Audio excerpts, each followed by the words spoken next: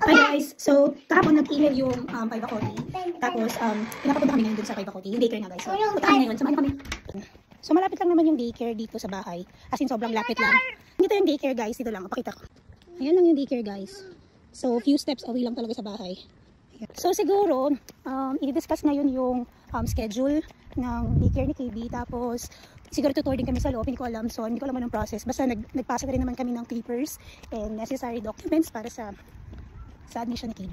So, Oh no! let's go, let's go! No, wait! Wait! Natagtang pala yung shoes niya, kaya siya nag-ano. Hindi ako maka-video banda dito guys kasi maraming kids. So hindi ko kayo matutour dito guys. Wait!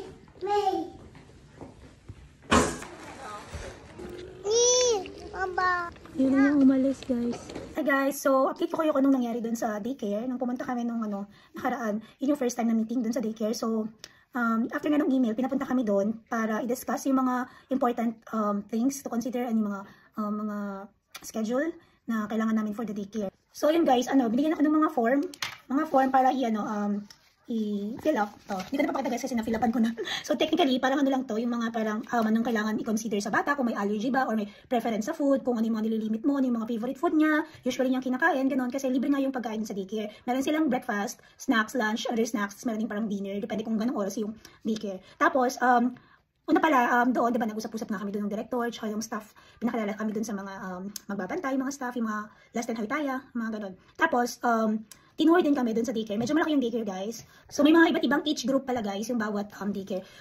So, sa case ni KB, siya, under 3 years old. So, iba yung group nun. So, may 0 to 3 years old na group. Yung mga medyo maliliit pa na mga bata. So, nakahiwalay sila guys sa mga toddlers na parang 4 years old and above, ganyan. Nakahiwalay sila. Tapos, sa isang group, depende siguro yan sa kung anong daycare, kung gaano kalaki yung daycare, kung gaano kadaming staff. Pero usually, enough naman din yung staff, nakakapag-focus din naman sila sa bata. Feeling ko mga 2 to 3 kids yung hawak ng isang staff.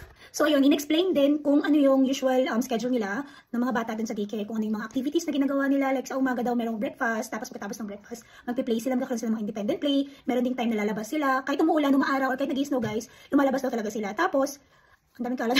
Tapos ang daming kalat ni KB dito. Tapos, bukas nga, sakto, pupunta sila sa, tawag dito, sa forest, guys. So, ayun, pinagdadala din kami ng mga parang suitable na pang-outdoor.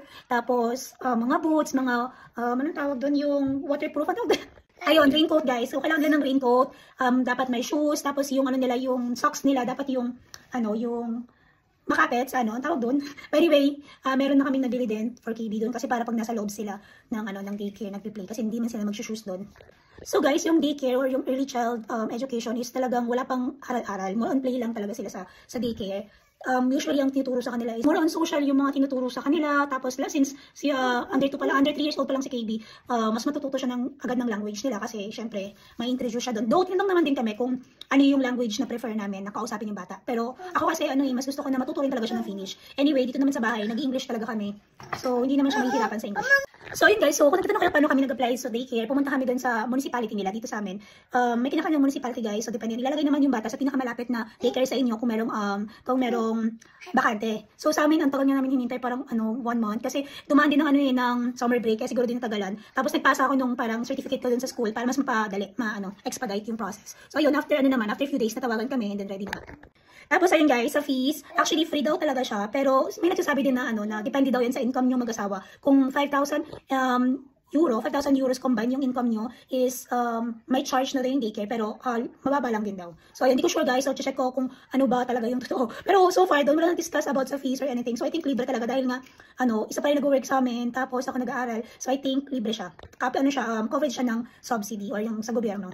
Nakakatuwa lang din guys kasi ang ganda ng daycare. Di ba wala naman sa atin ganon? I mean, may daycare pero iba kasi yung klase ng daycare dito kasi sa atin. Sa atin more on academically. Tapos makakapag-start lang ng daycare ata sa atin parang 3, 4 years old. Ganun, tapos yung parang saling tat-tat lang.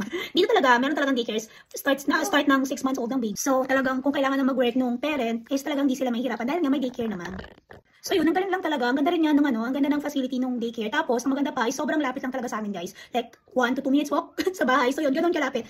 So, start ng klase ko kasi guys is 8:30 in the morning hanggang 2 p.m. So, probably, ang pinag-usapan talaga namin is 8:30 to 2 or kahit later kung nga daw kunin si KB, okay lang. Mas maaga, okay lang din. Kasi may mga program kasi sila, so mas maganda kung mas maaga. Nire-recommend talaga nila na 8 AM dalhin yung bata doon para makapag-breakfast. Kasi tapos sa umaga nagsising din daw sila, gano'n, yung parang storytelling. So, lumalabas din sila ng daycare. So, yun, maganda talaga, guys. And sa religion pala, tatanungin ka din nila kung anong religion ng bata. So, dito sa amin kasi yung katabi ng daycare is my church.